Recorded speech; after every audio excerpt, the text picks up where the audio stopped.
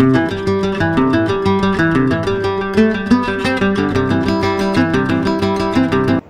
Friends, आज एका वेगळ्या कारणासाठी आलोय। आपल्याला माहिती आहे की आपल्या भारताने T20 वर्ल्ड कप 2024 जिंकलेला आहे आणि तो जिंकला म्हणूनच खरं थँक्स म्हणण्यासाठी आपल्या या सर्व क्रिकेटपटूंना मी आज हा पॉडकास्ट घेऊन आलो। मित्रांनो, 17 वर्षाची प्रतीक्षा T20।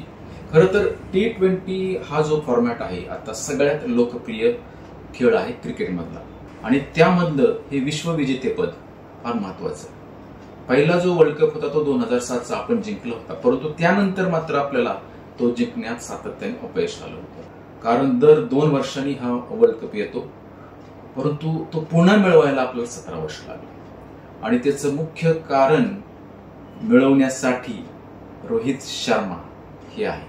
मित्रांनो, त्या रोहित शर्माला हॅट्स ऑफ आणि आपला महाराष्ट्रीयन फलंदाज कर्णधार त्याला खरं मनापासून थँक्यू म्हणायला पाहिजे। कारण त्याची जी पॅशन आहे ना, आपला मागचा जो वनडेचा वर्ल्ड कप होता त्यात पण दिसून आली।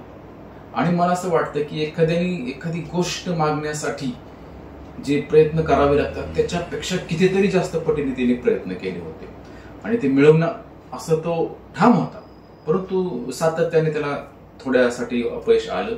परंतु यावेळेस मात्र त्यांनी ती जिद्द सोडली नाही, अगदी शेवटच्या क्षणापर्यंत। आपल्याला माहिती आहे ती मॅच सगळ्यांनी पाहिलेली आहे। आपण मला वाटतं 30 बॉल 30 चेंडू आणि 30 रन असं कॉम्बिनेशन असताना बऱ्याच जणांनी टीव्ही पण बंद केली, कारण क्लासेन खेळत होता। परंतु एकच माणूस असा होता की रोहित शर्मा, त्याने जिद्द सोडली नाही। मैदानावरचा त्याचा वावर अगदी पॉझिटिव्ह होता, त्याची बॉडी लँग्वेज पॉझिटिव्ह होती आणि नंतर त्याने ज्या गोलंदाजीमध्ये जे बदल केले ते फारच अफलातून होते। म्हणजे आपल्याला अपेक्षा नसताना सुद्धा त्यांनी आधी बुमराला आणलं, नंतर त्यांनी अर्शदीपला आणलं आणि शेवटची ओव्हर आपण विचार केला की अरे हार्दिक पांड्या आणि शेवटची ओव्हर मिलर खेळणार म्हणल्यावर संपला विषय, असा विचार आपण सगळ्यांनी केला होता। परंतु त्याच हार्दिक पांड्याने क्लासेनची विकेट घेतली पहिल्याच बॉलला आणि नंतर शेवटच्या ओव्हरमध्ये आपल्याला माहिती आहे मिलरची पण विकेट घेतली। त्या मिलरची विकेटमध्ये सगळ्यात महत्वाचा हात होता तो सूर्यकुमार यादवचा। त्याला आपण 100% धन्यवाद दिले पाहिजे, कारण तो कप त्याच्यामुळेच आला असं म्हटलं तर काय हरकत नाही। परंतु ओव्हरऑल जर आपण पाहिलं या संपूर्ण टुर्नामेंटमध्ये आपण एकही मॅच हारलो नव्हतो, आपण डिझर्व करत होतो। मागची पण आपल्याला माहिती, पण ऑस्ट्रेलिया आपल्याला माहिती की ऑस्ट्रेलियाचे जे खेळाडू शेवटच्या क्षणी फॉर्मला येतात आणि आपल्याकडनं कित्येकदा तो कप हिसकावून घेऊन गेले आहे। परंतु यावेळेस रोहित शर्मा आणि विराट कोहली, हार्दिक पांड्या, सूर्यकुमार यादव, जसप्रीत बुमराह, अर्शदीप सिंग आणि सगळे 15च्या 15 खेळाडू जे बाहेर होते ते सुद्धा, या सगळ्यांचं योगदान त्यामध्ये महत्वाचं होतं। आणि त्याच्या मागे आणखी एका माणसाची प्रेरणा आणि कष्ट होते, ते म्हणजे राहुल द्रविड।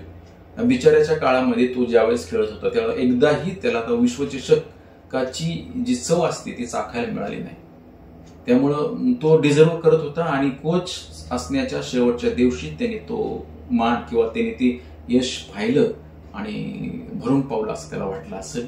आणि खरंच क्रिकेटला आपण एखाद्या देवासारखं क्रिकेटला मानतो आपण। त्यांना दिलेला जो ग्रँड वेलकम होता, मुंबईवर जनसागर उसळला होता आणि सगळ्यांनी मिळून त्यांना आपण खरंच तो एक भारलेले 2 दिवस होते असं म्हणलं तर हरकत नाही। पंतप्रधान मोदींनी त्यांना बोलवलं, त्यांचं वेलकम केलं, त्यांचा सत्कार केला आणि त्यांच्याशी गप्पा मारल्या। खरंच एखाद्या देशाचा प्रमुख ज्यावेळेस असं इनिशिएटिव्ह घेतो त्यावेळेस त्या खेळाडूंना निश्चितच प्रेरणा मिळते। आता हा राजकारणाचा भाग नाही, काही जण टीका करतात त्या गोष्टींवरती। मागच्या वेळेस नरेंद्र मोदी स्टेडियम मध्ये गेले म्हणून मॅच हारली आणि मग त्यांनी जाऊन त्यांचं सांत्वन वगैरे केलं, परंतु त्यांनी सांत्वन म्हणजे त्यांना धीर दिला होता आणि पुढच्या खेळीसाठी त्यांना एक प्रेरणा दिली होती, घाबरू नका, तुमचा सारा देश आणि मी तुमच्या पाठीमागे आहे, पुन्हा जोमाने लढा। आणि ते जोमाने लढले आणि ती किमया त्यांनी साधून दाखवली। आणि आपल्या भारत सरकारबरोबरच महाराष्ट्र गव्हर्नमेंटने सुद्धा आपल्या खेळाडूंचा सत्कार केला, त्यांना 11 कोटी आपण संघाला दिले। आपले शिंदे साहेब असतील, अजितदादा असतील किंवा फडणवीस साहेब असतील, त्यांनी सुद्धा लगेच निर्णय घेऊन, म्हणजे हे खेळासाठी फार आवश्यक गोष्ट आहे। म्हणजे आपला भारत खेळात मागे आहे म्हणतो आपण ना, परंतु ह्या गोष्टी जशा घडत जातील ना त्या पद्धतीने आपला देश हा पुढे जाईल आणि एक देशात सकारात्मक वातावरण तयार होतं। खेळ हा नुसता खेळ हा काय असतं बरं का, की आपण पाहतो खेळ, पण त्या दिवशी जर तुम्ही पाहिलं असेल की पूर्ण लोक जात पात धर्म विसरून आम्ही फक्त भारतीय आहोत या भावनेने तिथं उतरले होते, या भावनेने तो खेळ बघत होते, या भावनेने त्यांचा सत्कार केला, या भावनेने त्यांचं वेलकम केलं. आपण पाहिलं असेल मोहम्मद सिराज किती रडला तो, किंवा आपण इरफान पठाणकडे बघितलं असं, तो अँकर करत होता, त्याच्या डोळ्यात किती आश्चर्य होते. म्हणजे इथं धर्म, जात, धर्म, बाकी ह्या सगळ्या गोष्टी गौण ठरतात. आणि देशाला एकसंघ बांधण्यासाठी जर महत्वाचं काम करत असेल तर क्रिकेट नक्कीच करत आहे. आणि मला हेच सांगायचं होतं की आज या प्रकारातून रोहित, आणखी विराट आणि रवींद्र जडेजा निवृत्त होत आहेत. आणि खरे यशाच्या उच्च शिखरावर असतानाच निवृत्ती घेणं हे चांगलं लक्षण आहे. कारण नंतर परत फॉर्म गेल्यानंतर त्या टीम मधनं काढण्या इतपत वेळ येऊ देणार नाहीत हे लोक, आणि तेवढे स्वाभिमानी आहेत आणि योग्य निर्णय घेतला त्यांनी. आणि पण त्यांचं आपल्या देशासाठी योगदान कायम राहील, मार्गदर्शन कायम राहील. अजूनही मला तर असं वाटतं की रोहितनी जरी T20 मधून निवृत्ती घेतली असेल तरी वन डे साठी त्यांनी खेळलं पाहिजे.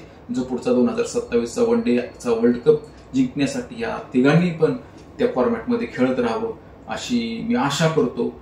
आणि पुन्हा एकदा या सगळ्यांना धन्यवाद देतो आपल्या सर्वांतर्फे. जय हिंद, जय महाराष्ट्र.